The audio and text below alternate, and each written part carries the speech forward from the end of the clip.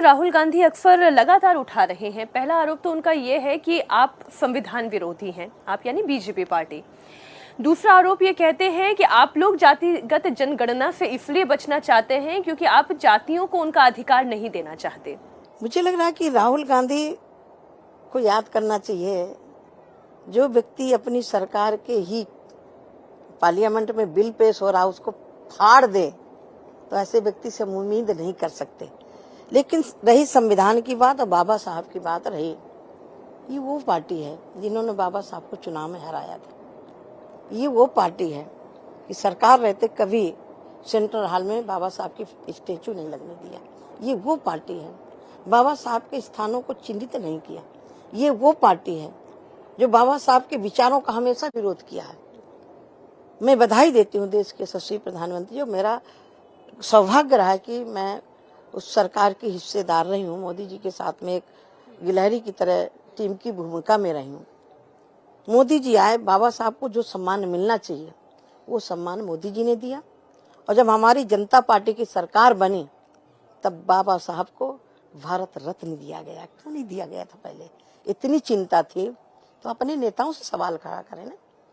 जाति जनगणना की चिंता है तो जाति चुनाव की बात तो ये सब, आजादी की बात तो ये इन्हीं को खत्म करना चाहिए था ना। क्यों नहीं इसको खत्म कर पाए? भेदभाव की दीवारें क्यों खड़े किए रहे? और मैं जिस समाज से आती हूँ उसकी शिकार मैं भी हुई हूँ। मैं ओबीसी समाज से आती हूँ। यदि इनकी सरकारों ने ध्यान दिया होता तो कुछ ओबीसी समाज आज भी बिल्कुल वहीं का वहीं पड़ा हुआ है। कुछ दलित समाज आज भी वहीं का वहीं पड़ा हुआ है। किसके कारण है? नहीं तो जातिगत जनगणना से क्या उनका उद्धार हो सकता है? देखिए, उद्धार होता है जो मोदी जी कर रहे हैं। किसी भी समाज का गरीब उसको घर दे रहे हैं, आयुष्मान कार्ड दे रहे हैं। मुझे याद है, अपने बचपन की यादें मीनाक्षी जी पार्लियामेंट में शायद मैं बोली भी थी, आज भी आपके सामने दर्शकों के सामने मैं बात रखना चाहती हूँ। माननीय स्वर्गीय इंदिरा गांधी जी ने सन 83 में मेरे जन्मभूमि पड़ती हमीरपुर जनपद में मैं संत हो गई थी। मैं कहीं से लौट रही थी अपने गुरुदेव के साथ में, तो हम खड़े होकर सुनने लगे कि भाई देश की प्रधानमंत्री जी आए कुछ बोलेंगे, तो रोड में हम खड़े होकर सुन रहे थे।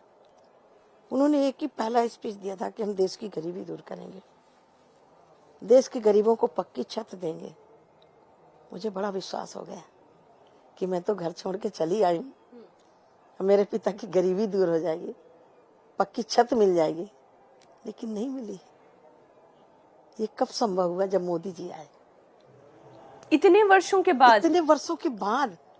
और मेरा सौभाग्य रहा, प्रधानमंत्री जी ने गरीबों को आवाज देने का मुझे वो दायित्व दिया। गरीबों को अब ये कहते हैं इतने गरीब है, राशन क्यों? मैं आपसे पूछना चाहती, जो बेचारा राशन की चिंता में लगा रहता था, मकान की चिंता में लगा रहता था, घर में कोई बीमार हो गया, उसके इलाज के लिए पैसा नहीं है, अब वो राशन से मुक्त हो गया, पक्का घर मिल गया, आयुष्मान कार्ड मिल गया। यदि उसके पास 2 बिस्सा जमीन है तो उसको हर साल में 6,000 रुपए आ रहा है। इन चीजों से तो मुक्त हो गया। गरीबों को गरीबी से कैसे बाहर निकाला जाता है, ये देश के यशस्वी प्रधानमंत्री जी ने किया है।